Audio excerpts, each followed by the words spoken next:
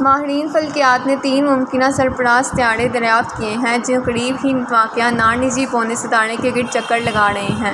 یہ دریافت university of Exeter سے تعلق رکھنے والی ڈاکٹر شویتا کی سربراہی میں بین الاقوامی محققین کی ایک ٹیم نے کی۔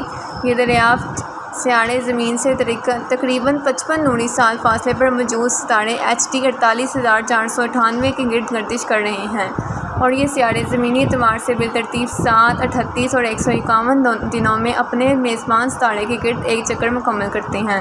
ٹیم نے واضح کیا کہ جب سب سے بیرونی ایکزو پلانٹ اپنے میزبان ستارے کے قابل رہائش زون میں رہتا ہے، یہ علاقہ ایسے درجہ حرارت کا حامل علاقہ ہے جہاں پانی ابلے یا جمع ہوئے بغیر عام مائع حالت میں رہ سکتا ہے۔